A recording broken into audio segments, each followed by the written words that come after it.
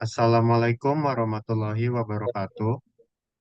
Kami dari kelompok 4 ingin mempresentasikan bab chapter 4 yaitu Conceptual Framework and Formulation of an Accounting Theory. Sebelumnya terima kasih kepada dosen pengampu kami yaitu Bapak Dr. Sparta.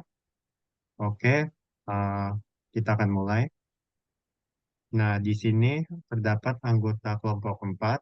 Perkenalkan, saya Abian Areli Abdurrahman dengan NIM 2022 12 11 dan rekan saya. Baru Jafar Sidik dengan NIM 2022 1211028. Baik, kita akan mulai. Yang pertama adalah peran conceptual framework. Peran conceptual framework ini terdapat struktur dari teori akuntansi. Lalu yang kedua, menyatakan cakupan dan tujuan pelaporan keuangan.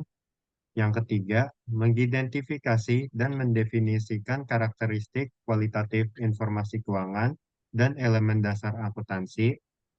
Dan yang terakhir, berhubungan dengan prinsip dan aturan pengakuan dan pengukuran dan pengungkapan laporan.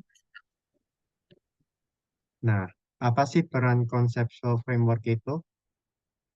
Jadi, peran conceptual framework itu adalah sebuah sistem yang menyeluruh dan mendasar yang diharapkan dapat menghasilkan standar yang konsisten serta menjelaskan sifat, fungsi, dan batasan akuntansi keuangan dan pelaporannya.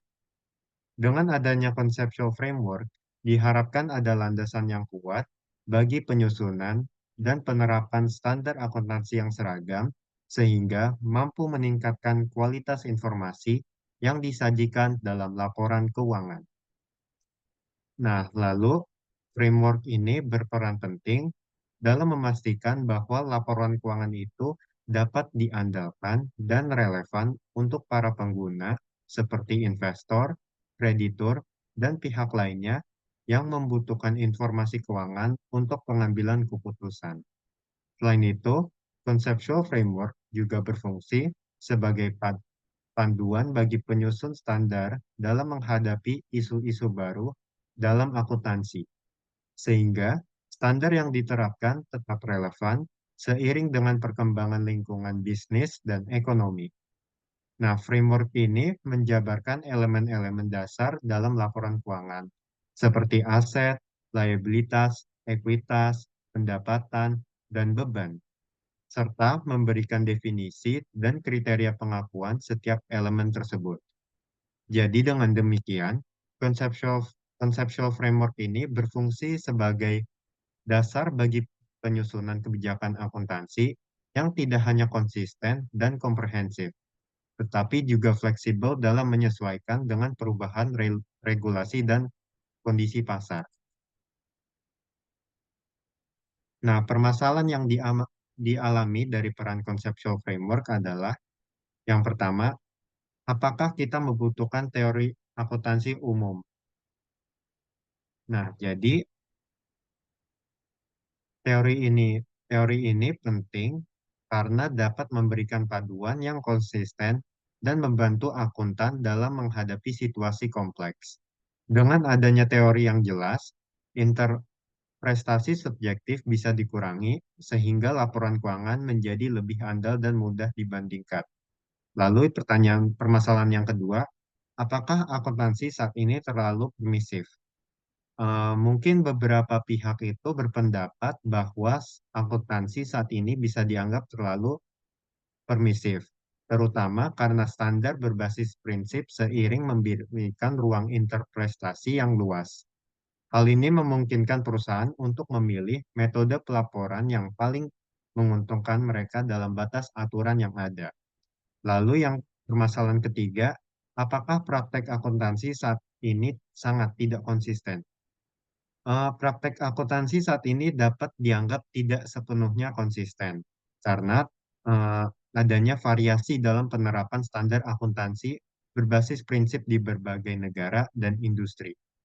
Meskipun standarnya internasional seperti IFRS atau International Financial Reporting Standards berusaha menciptakan konsistensi global, perbedaan interpretasi, regulasi lokal, dan penerapan di tingkat perusahaan dapat menyebabkan ketidakkonsistensi. Lalu yang permasalahan keempat, apakah terlalu banyak campur tangan politik dalam netralitas laporan keuangan?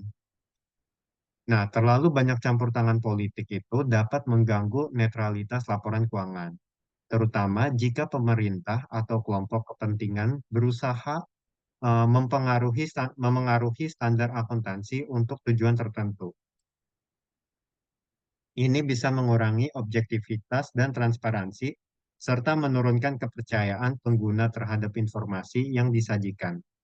Meskipun kebijakan pemerintah diperlukan untuk melindungi kepentingan publik dan stabilitas ekonomi, intervensi ini harus dilakukan dengan secara hati-hati agar netralitas laporan keuangan tetap terjaga. Oke, kita lanjut.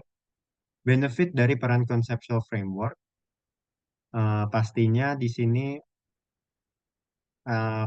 konsisten, persyaratan pelaporan yang logis, kepatuhan yang lebih besar, meningkatkan akuntabilitas, standar yang spesifik lebih sedikit, meningkatkan pemahaman atas persyaratan pelaporan, penyusunan standar yang lebih ekonomis. Nah, lalu di sini ada Objective Conceptual Framework. Tujuan pelaporan keuangan adalah untuk menyediakan informasi yang berguna bagi para investor, kreditur potensial, dan pengguna lainnya agar mereka dapat membuat keputusan investasi, kredit, dan keputusan serupa secara rasional. Dengan demikian, laporan keuangan diharapkan memberikan gambaran yang jelas mengenai kondisi keuangan suatu entitas sehingga para pengguna dapat menilai kinerja keuangan dan prospek masa depan perusahaan secara objektif. Informasi yang disajikan dalam laporan keuangan itu jadi harus mencakup aspek-aspek penting seperti seperti posisi keuangan, hasil operasi, dan cash flow atau arus kas yang semuanya berkontribusi pada penilaian risiko dan potensi pengambilan dari investasi atau pinjaman yang dilakukan oleh karena itu, pelaporan keuangan yang efektif tidak hanya memberikan data yang akurat, tetapi juga mudah dipahami dan dapat diandalkan, sehingga memungkinkan pengguna untuk membandingkan berbagai entitas dan mengambil keputusan yang sejalan dengan tujuan keuangan mereka. Lalu, informasi keuangan ini harus yang pertama berguna untuk pengambilan keputusan ekonomi. Ini berarti laporan keuangan harus menyediakan data yang memungkinkan pengguna untuk mengidentifikasi potensi arus kas yang dapat dihasilkan oleh entitas di masa yang akan datang, baik dalam hal jumlah, timing, maupun ketidakpastian arus kas tersebut. Lalu, lalu yang kedua, berguna untuk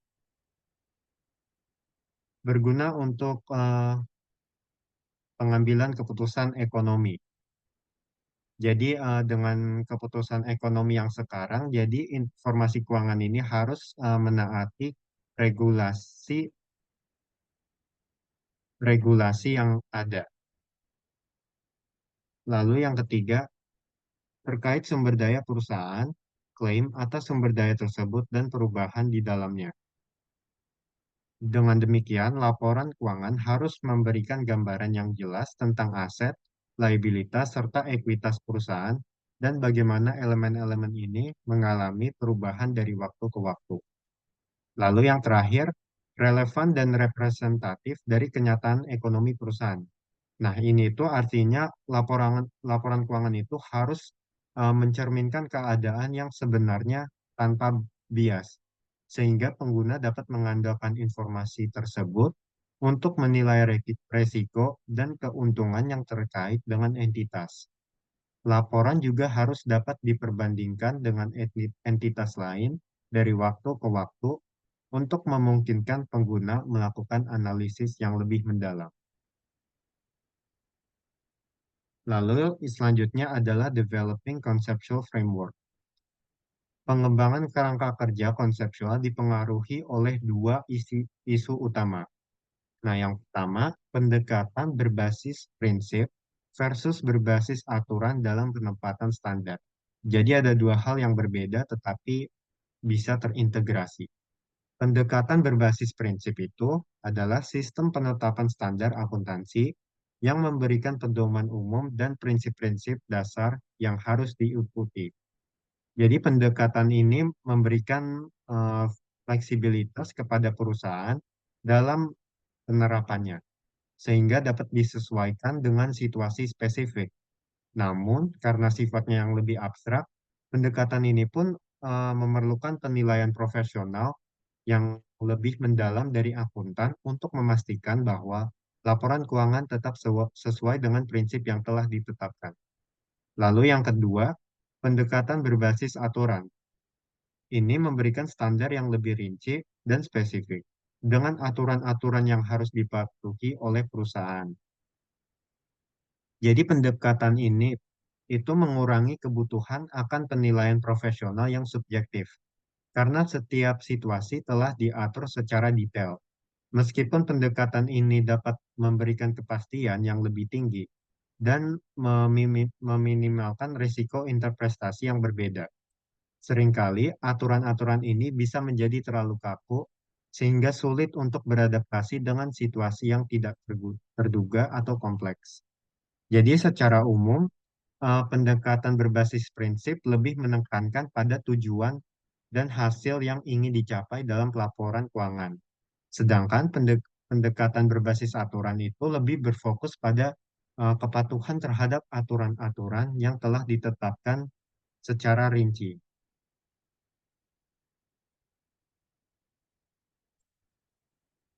Nah, di sini yang kedua, informasi untuk pengambilan keputusan dan pendekatan teori keputusan.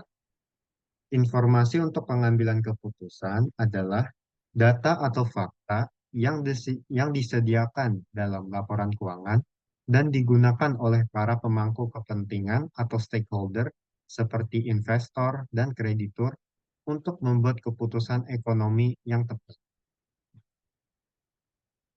Jadi informasi ini mencakup elemen-elemen seperti kinerja perusahaan, arus kas, dan prospek keuangan di masa depan yang semuanya membantu dalam menilai risiko dan potensi imbalan dari tindakan keuangan tertentu. Lalu yang kedua, pendekatan teori keputusan adalah metode analitis yang digunakan untuk membuat keputusan yang rasional dan optimal berdasarkan informasi yang tersedia.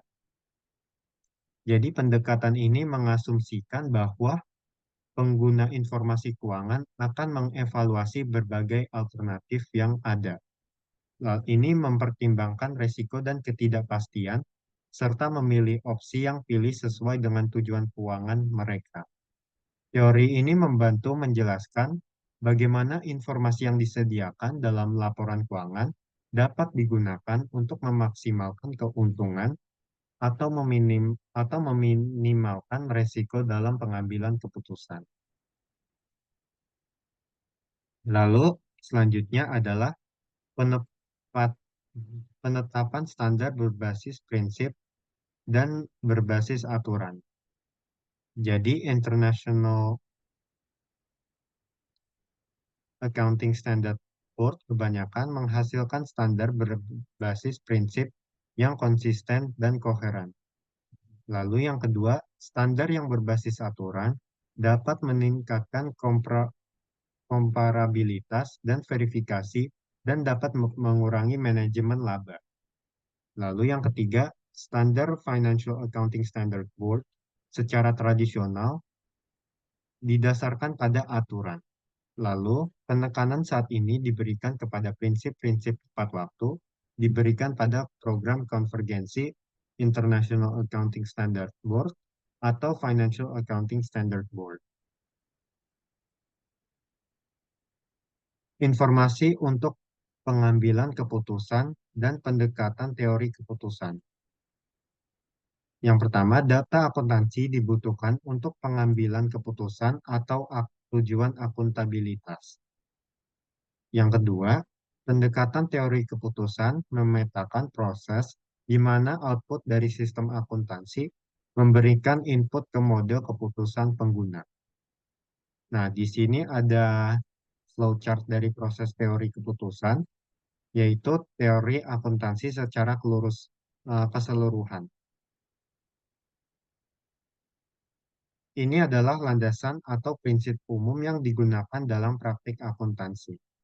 Lalu, yang kedua itu akan mengarah ke sistem akuntansi individu, di mana sistem akuntansi individu ini berdasarkan teori akuntansi umum, setiap entitas mengembangkan sistem akuntansi individu yang sesuai dengan kebutuhan mereka. Lalu yang ketiga, model prediksi pengguna.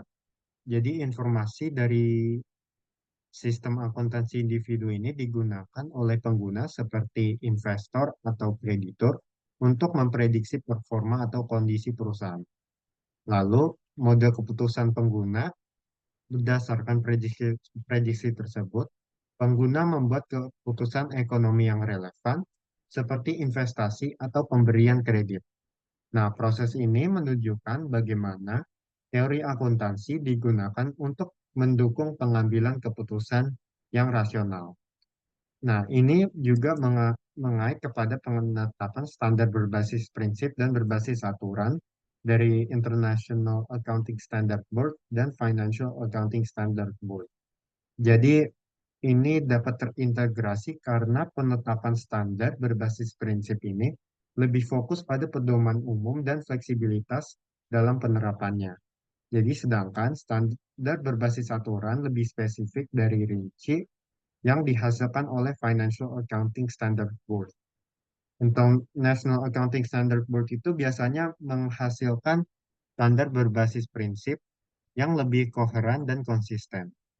Standar berbasis aturan dapat meningkatkan verifikasi dan mengurangi manajemen laba, dan saat ini ada fokus pada prinsip-prinsip dalam program konvergensi International Accounting Standard Board atau Financial Accounting Standard Board. Selanjutnya akan dijelaskan oleh teman saya, Baitul Jafar Siddiq. Baik, terima kasih kepada rekan saya, Fabian Areli Abdurrahman. Di sini saya akan melanjutkan penjelasan materi chapter 4 yang berjudul Conceptual Framework and Formulation of an Accounting Theory.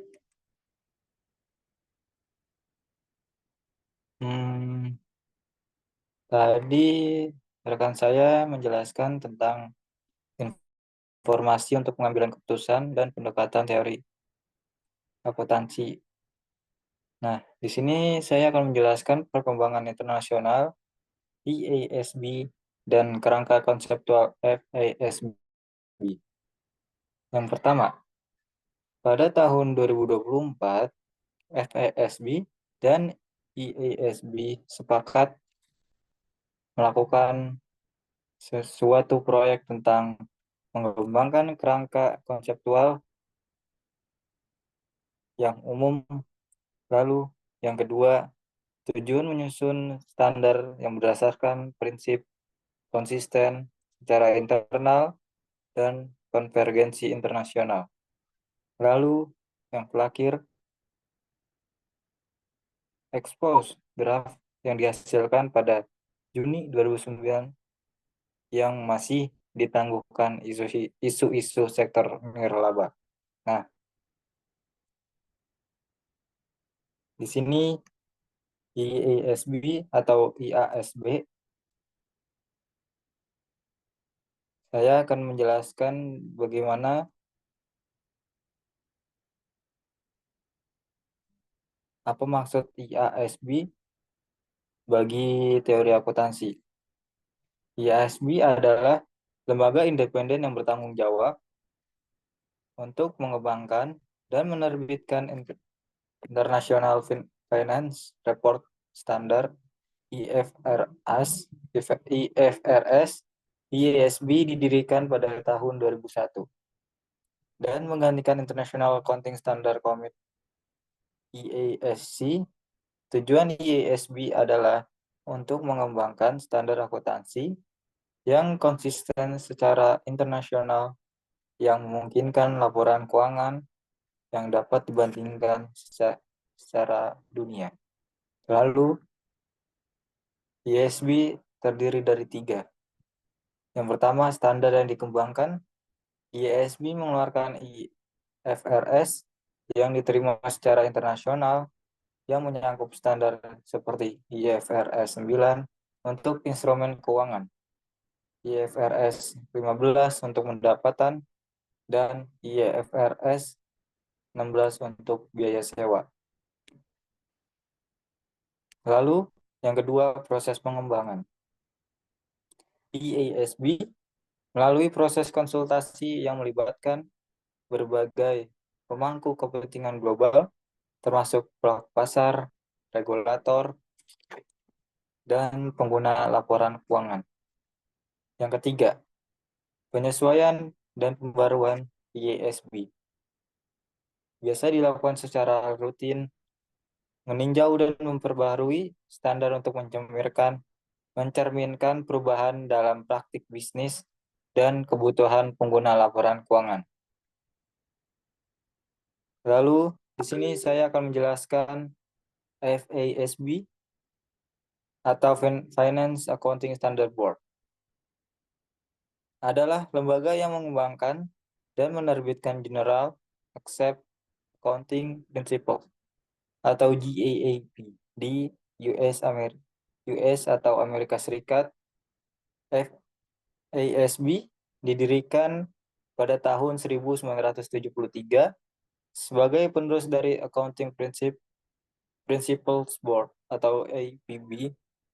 FASB berfokus mengembangkan prinsip akuntansi yang relevan dengan perusahaan yang beroperasi di US. Sama seperti IFRS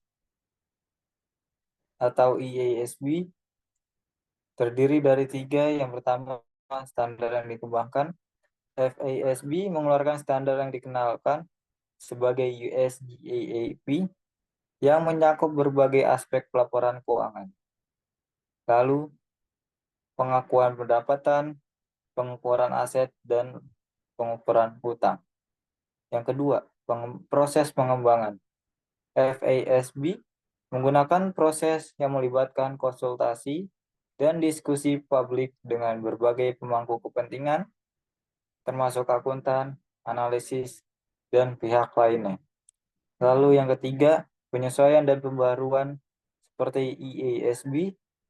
FASB juga secara berkala memperbarui standar GAAP untuk mencerminkan praktik dan kebutuhan terbaru. Nah, kerangka konseptual dari IASB dan FASB memiliki kerangka konseptual yang menyediakan dasar teoretis untuk pengembangan standar akuntansi. Kerangka konseptual ini menetapkan prinsip dasar yang digunakan untuk penyusunan atas laporan keuangan. Yang pertama, IASB kerangka konseptualnya yaitu menyediakan panduan mengenai konsep dasar laporan keuangan, seperti tujuan laporan keuangan, kualitas informasinya, dan karakter laporan keuangan yang berguna. Kerangka ini mengutamakan informasi yang relevan dan dapat dipercaya. Lalu, kerangka konseptual bagi FASB adalah memiliki tujuan yang serupa dengan kerangka IASB, tetapi dengan fokus pada kebutuhan penggunanya. Mencakup prinsip dasar untuk penyajian laporan keuangan dan pengakuan serta pengukuran aset dan kewajiban lancar. Next.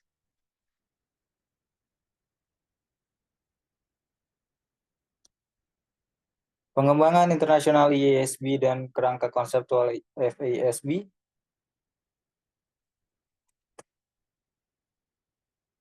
AID memiliki beberapa area yang kontroversial. Yang pertama, perspektif entitas versus kepemilikan. Yang kedua, kelompok bagi pengguna utama. Yang ketiga, kegunaan keputusan dan penata layanan. Lalu yang terakhir, karakteristik kualitatif. Next.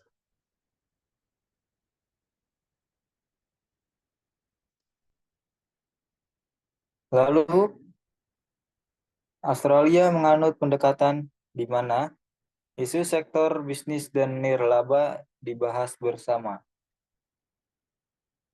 Standar ditunjukkan untuk diaplikasi kepada dua sektor. Lalu IFAC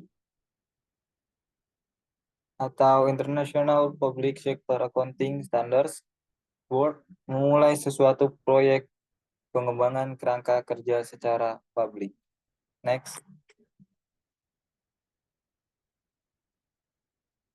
Nah,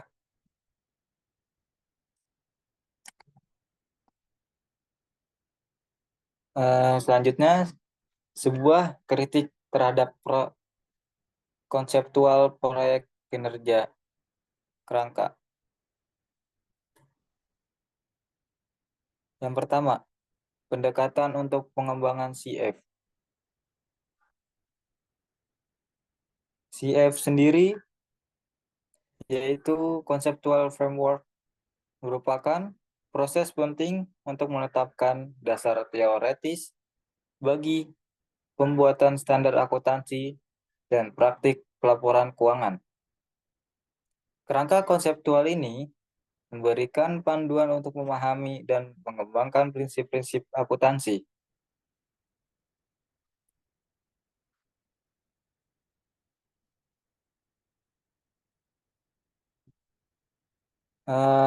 CF ini terdiri dari 5 pendekatan. Yang pertama itu pendekatan normatif. Pendekatan normatif ini biasanya berfokus pada penetapan prinsip dan standar yang ideal berdasarkan teori akuntansi yang dianggap benar secara konseptual. Lalu, pendekatan ini seringkali melibatkan yang pertama, pengembangan prinsip ideal. Menetapkan prinsip-prinsip akuntansi yang dianggap paling sesuai untuk mencerminkan kinerja dan posisi keuangan perusahaan secara akurat. Prinsip ini biasanya dikembangkan berdasarkan teori ekonomi dan teori akuntansi. Lalu yang kedua, penggunaan model teoritis. Teoritis ini biasanya menentukan bagaimana informasi keuangan harus disajikan dan diukur, dengan asumsi bahwa prinsip ini akan memberikan informasi yang paling relevan dan andal atau dapat dipercaya. Lalu yang kedua, pendekatan secara positif. Pendekatan secara positif ini berfokus pada pengamatan dan analisis. Berbeda dengan pendekatan normatif, hanya berfokus pada penetapan prinsip dan standar. Pendekatan positif ini memiliki dua pendekatan. Yang pertama yaitu pengamatan praktik aktual. Mempelajari bagaimana prinsip-prinsip akuntansi diterapkan dalam praktik saat ini. Sebagaimana standar pendekatan positif dapat digunakan dalam laporan keuangan perusahaan. Lalu yang kedua, analisis data empiris. Pendekatan positif ini mengumpulkan dan menganalisis data mengenai penerapan prinsip-prinsip akuntansi, termasuk bagaimana informasi keuangan digunakan oleh berbagai pihak. Lalu yang ketiga, pendekatan dari conceptual framework, yaitu pendekatan deduktif. Nah, pendekatan deduktif ini mengembangkan Kerangka konseptual dengan memulai dari asumsi dasar dan prinsip-prinsip umum. Kemudian menerapkan untuk mengatasi masalah spesifik dalam akuntansi. Nah,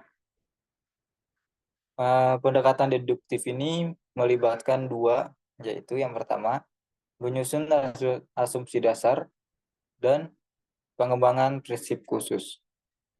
Apa sih penyusun asumsi dasar bagi pendekatan deduktif ini?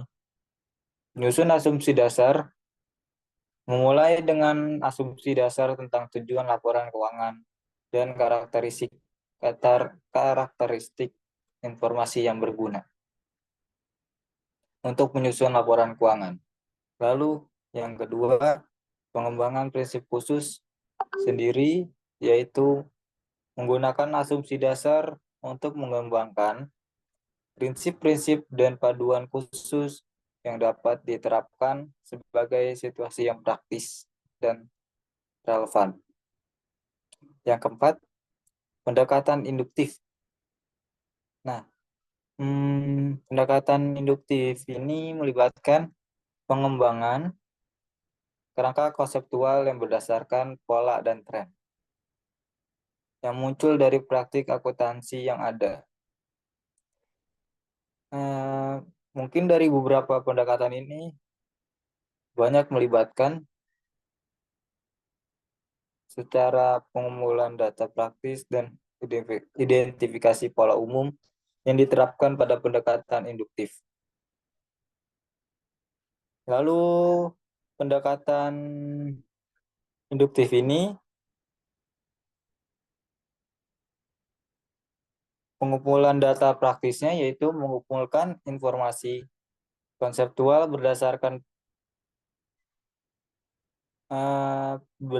praktik akuntansi yang ada dan analisis berbagai metode pelaporan yang diterapkan. Identifikasi pola umum, mencari pola umum dan praktik yang sukses dan laporan keuangan, lalu mengembangkan prinsip-prinsip berdasarkan temuan tersebut. Yang kelima, atau pendekatan campuran bagi conceptual framework atau CF. Pendekatan campuran menggabungkan elemen dari berbagai pendekatan untuk mengembangkan kerangka konseptual yang komprehensif, melibatkan dua. Yang pertama yaitu kombinasi prinsip normatif dan pasif, normatif dan positif.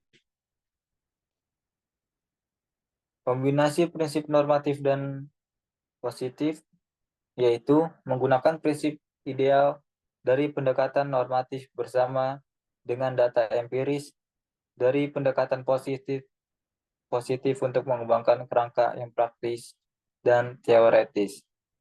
Lalu yang kedua, penerapan teori dan praktis. Mengintegrasikan teori akuntansi dengan praktik nyata untuk menghasilkan paduan yang relevan dan dapat diterima di dunia nyata. Nah, komponen utama dari konseptual proyek kerangka kerja yaitu yang pertama, tujuan laporan keuangan, tentu. Lalu yang kedua, karakteristik kualitatif. Yang ketiga, elemen laporan keuangan. Yang keempat, pengakuan dan pengukuran. Dan yang kelima, pengungkapan. Nah, pendekatan untuk pengembangan CF ini terdiri dari dua yang bisa kita lihat secara ilmiah dan profesional. Pendekatan ilmiah yaitu menggunakan logika dan empirisme atau keduanya. Lalu yang kedua profesional, menentukan tindakan terbaik yang harus diambil nilai-nilai profesionalnya. Selanjutnya,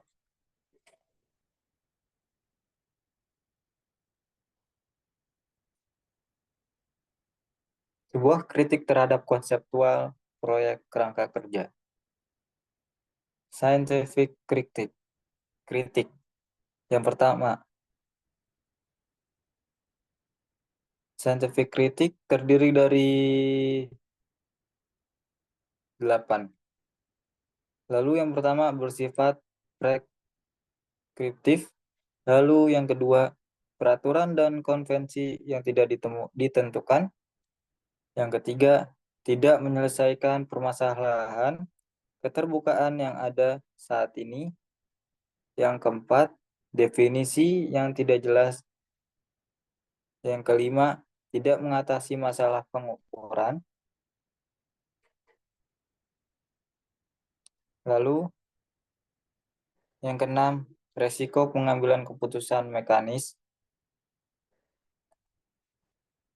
Yang ketujuh, kerangka kerja bisa menjadi tujuan akhir. Dan yang kedelapan, ketergantungan yang berlebihan pada definisi. Saya akan menjelaskan secara detail kritik terhadap konseptual proyek kerangka kerja. Yang pertama, keterbatasan dalam menyediakan panduan praktis.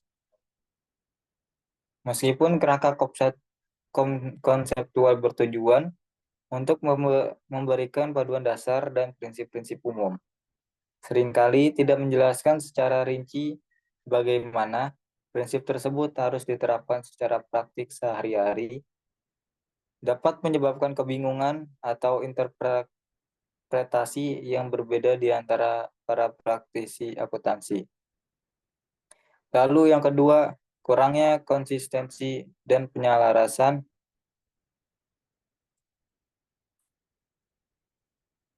Kerangka konseptual mungkin tidak selalu konsisten dengan standar akuntansi yang ada, terutama jika kerangka tersebut dikembangkan secara terpisah dari proses pengembangan standar. Ini dapat menghasilkan konflik atau ketidaksesuaian antara prinsip-prinsip konseptual dan aplikasi praktis. Lalu yang ketiga, kritik terhadap proses pengembangan. Proses pengembangan kerangka konseptual seringkali dianggap tidak cukup melibatkan semua pemangku kepentingan atau tidak mencerminkan kepentingan pengguna laporan keuangan secara luas. Ada kekhawatiran pada proses ini terlalu berfokus pada teori dan kebutuhan entitas tertentu. Yang keempat, ketergantungan pada asumsi teoritis. Ketergantungan pada asumsi teoritis dapat membuat kerangka konseptual menjadi kurang adaptif terhadap perubahan kondisi pasar. Lalu yang kelima, kritik terhadap keterbatasan dalam penanganan isu kontroversial. Isu-isu kontroversial seringkali memerlukan pendekatan yang lebih detail dan terfokus daripada yang dapat disediakan oleh kerangka konseptual yang bersifat umum. Next.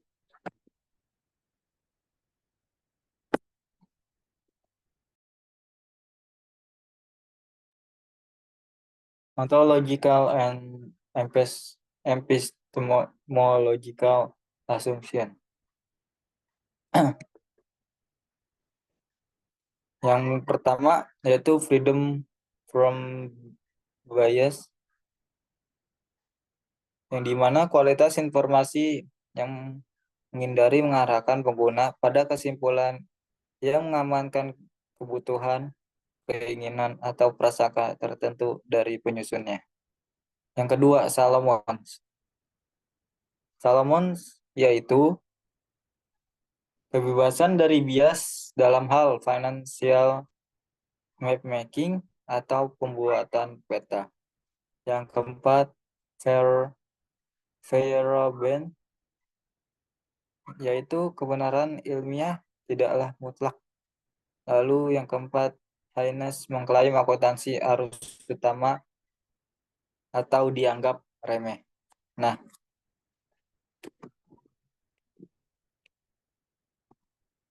ontological and epistemological assumption memiliki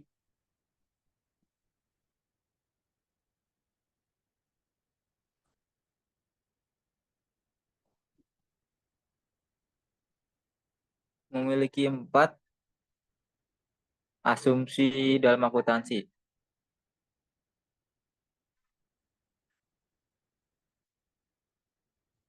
Yang pertama yaitu eksistensi entitas ekonomi.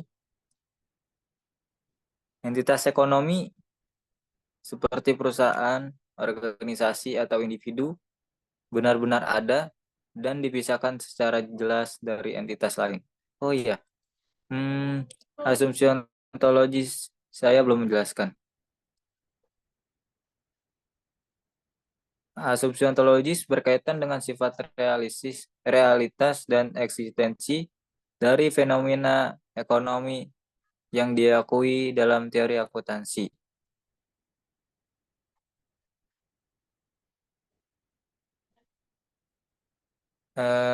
Asumsi ini mencakup yang tadi saya bilang, terdapat 4 asumsi dalam ontologis teori akuntansi. Yang pertama, eksistensi entitas ekonomi. Lalu yang kedua, realitas ekonomi. Realitas ekonomi ini menyadari keyakinan bahwa laporan keuangan dapat menggambarkan keadaan dan kinerja ekonomi entitas secara objektif dan andal. Yang ketiga, prinsip kemandirian entitas tersebut. Prinsip kemandirian entitas mendukung prinsip akuntansi yang memisahkan laporan keuangan entitas dari transaksi pribadi pemilik atau stakeholders. Yang keempat, konsistensi dalam pengukurannya. Asumsi ini yaitu ekonomi dapat diukur dengan cara yang konsisten dan dapat diterima secara luas. Selanjutnya, asumsi epistemologis dalam teori akuntansi. Asumsi epistemologis berhubungan dengan cara kita memperoleh, memvalidasi, dan memahami pengetahuan dalam akuntansi. Asumsi epistemologis mencangkup 4. Yang pertama, pengetahuan objektif. Ini mendasari penggunaan standar akuntansi dan prosedur yang bertujuan untuk mengurangi subjektif dan bias dalam laporan keuangan. Yang kedua, keandalan informasi.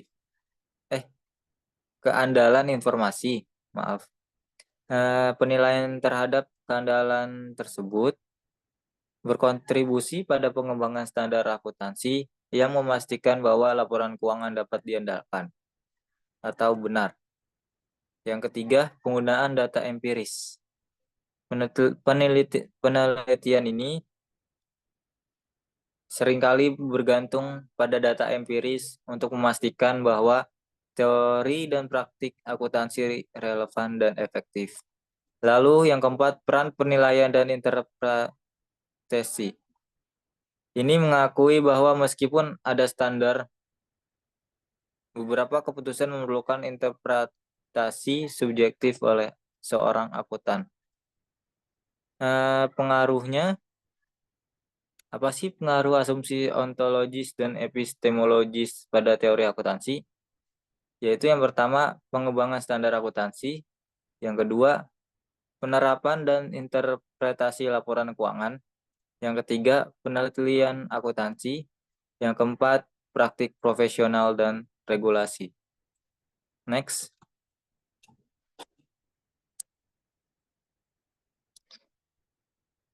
Circularity of rationing. Nah, tujuan kerangka konseptual memandu praktek sehari-hari seorang akuntan. Yang kedua, pandangan yang dangkal. Pandangan yang dangkal memiliki prinsip-prinsip dari teori umum. Lalu yang ketiga, kerangka kerja yang ada yang ditandai dengan sirkularitas internal terdiri dari 2, yaitu yang pertama pernyataan FASB nomor 2, lalu yang kedua karakteristik kualitatif sering dinyatakan dalam bentuk kualitas lain yang tidak dioperasionalkan. Next.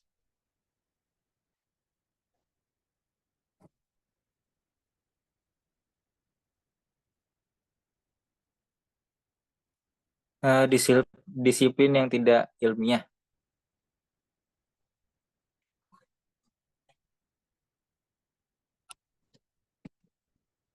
Disiplin yang tidak ilmiah. Yang pertama, yaitu apakah akuntansi merupakan suatu ilmu?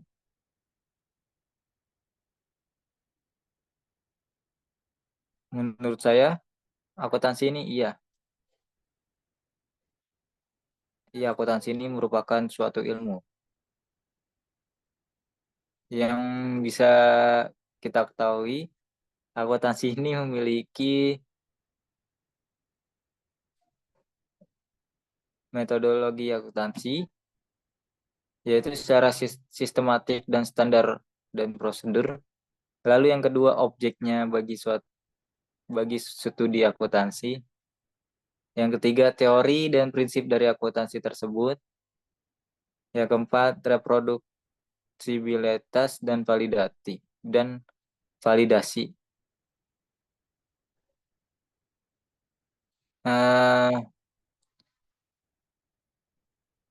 Akuntansi ini bersifat preskriptif dan syarat nilai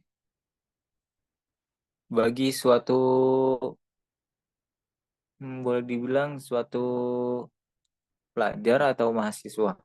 Lalu yang kedua, stempel. Sampai kita yakin dalam pikiran kita tentang hakikatnya akuntansi, tidak ada gunanya bagi profesi ini menginvestasikan sumber daya yang besar dalam mengembangkan konseptual kerangka kerja untuk mendukung standar akuntansi. Statement ini dapat didukung bagaimana seorang akuntan di Indonesia sangat sedikit dan sangat dibutuhi bagi perusahaan-perusahaan yang terdapat di Indonesia saat ini maupun perusahaan yang ada di seluruh dunia yang sangat membutuhkan seorang akuntan. Next.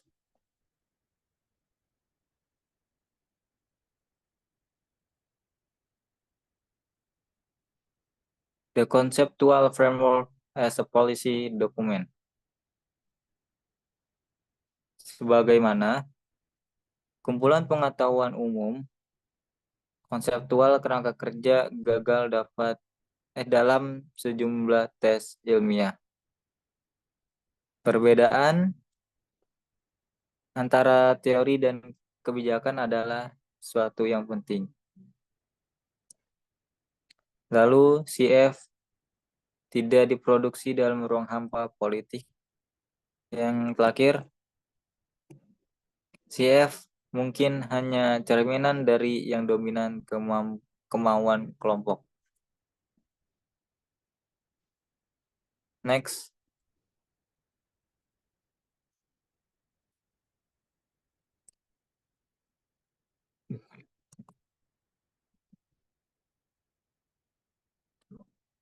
Positive research atau positive research. Terdiri dari 3, yaitu proyek kerangka konseptual mengabaikan kerangka empiris, temuan penelitian akuntansi positif. Terdiri dari 1, yaitu bertentangan satu sama lain. Yang kedua, banyak bukti bahwa pasar modal tidak demikian efisien. Lalu, yang ketiga, jika kerangka konseptual dapat menjamin pengguna penerima informasi berguna ini akan berguna untuk tujuan tertentu. Next.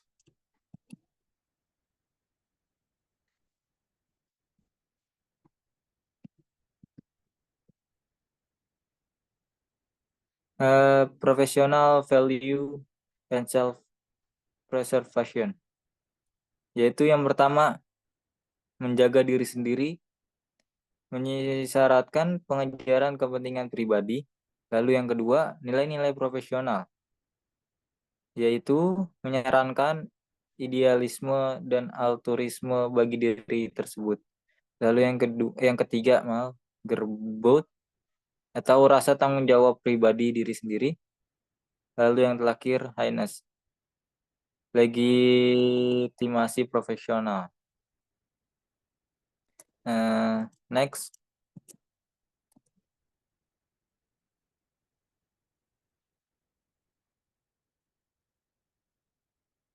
conceptual framework from auditing standard.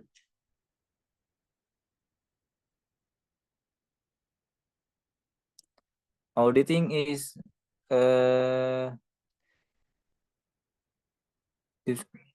based in logic. Lalu yang kedua, the traditional verification role has evolved to business risk auditing, yang dimana bahwa seorang auditor memiliki resiko yang sangat tinggi dan pengetahuan akuntansi yang expert supaya tidak ada kesalahan dalam menganalisis laporan keuangan, dan seorang auditor memiliki logik dan pikiran yang baik dan tidak independen, yang paling penting. Next. Selanjutnya akan dijelaskan oleh rekan saya, Abian. Baik, terima kasih kepada rekan saya, Baitul Jafar, yang sudah menjelaskan topik-topik yang mengenai conceptual framework pada teori akuntansi. Nah, di sini ada summary atau kesimpulan yang dimana kerangka konseptual ini dimaksudkan untuk memberikan gambaran yang koheren dan paduan perspektif untuk praktik akuntansi. Yang kedua, jika efektif, hal ini akan menghasilkan komunikasi yang lebih banyak informasi keuangan yang berguna bagi pengguna. Lalu yang selanjutnya mengembangkan kerangka konseptual yang telah memakan waktu lama dan proses yang rumit. Lalu selanjutnya ada kritik terhadap proyek kerangka konseptual dan ada pula yang memperdebatkan pentingnya kritik-kritik ini dalam audit yang telah terjadi pergeseran dari substantif pengujian terhadap peran risiko bisnis klien.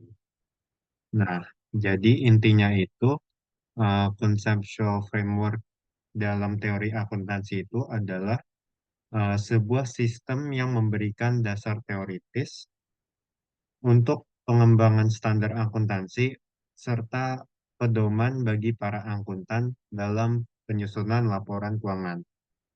Nah, secara umum kerangka ini itu berfungsi sebagai panduan untuk memahami, menerapkan, dan mengevaluasi praktiknya akuntansi.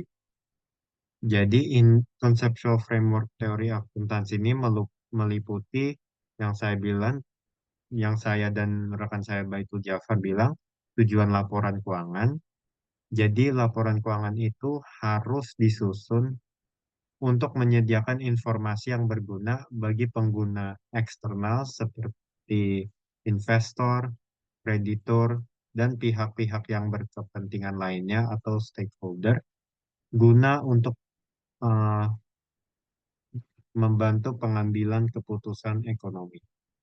Lalu yang kedua, karakteristik kualitatif informasi akuntansi. Jadi informasi itu harus relevan dan memiliki keterandalan serta harus dapat diperbandingkan dan konsisten sehingga memudahkan pengguna dalam memahami laporan keuangan. Lalu selanjutnya ada elemen laporan keuangan. Jadi conceptual framework ini mendefinisikan elemen-elemen utama laporan keuangan seperti aset, kewajiban, dan atau liability, dan equity, pendapatan, dan beban. Jadi elemen-elemen ini dapat mendasari penyusunan laporan keuangan. Lalu yang selanjutnya pengakuan dan pengukuran. Rangka konseptual framework teori akuntansi ini juga mencakup paduan untuk pengakuan atau recognition dan pengukuran atau measurement dari elemen-elemen laporan keuangan. Termasuk kapan suatu elemen harus diakui dalam laporan keuangan dan bagaimana nilainya diukur.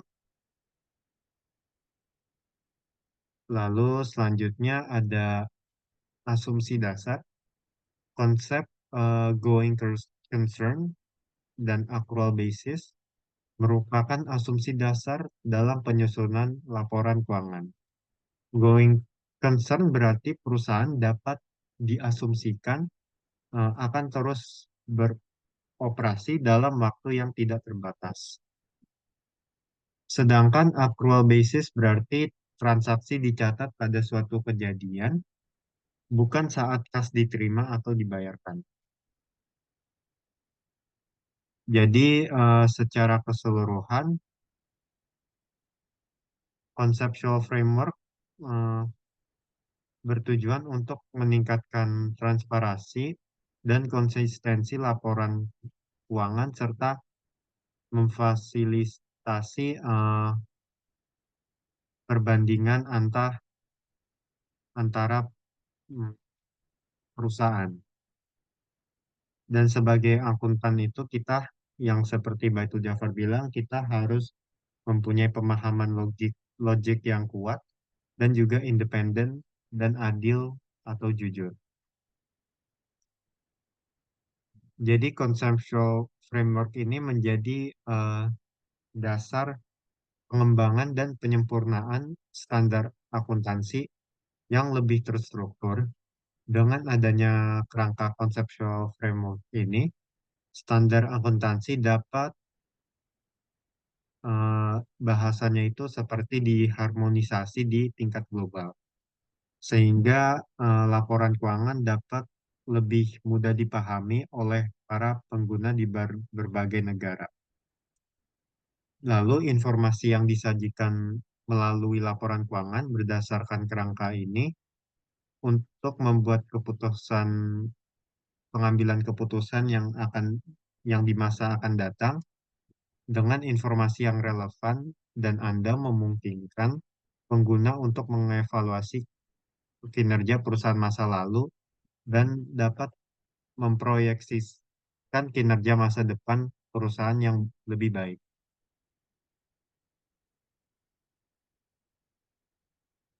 Jadi,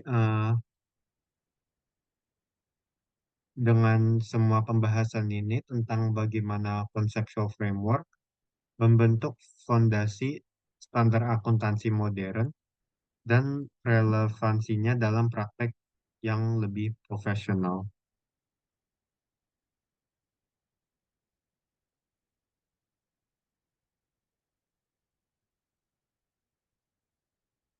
Di sini ada key terms and concept, rangka konseptual akuntansi dan audit, lalu pernyataan konsep akuntansi seperti Financial Accounting Standard Board, International Accounting Standard Board.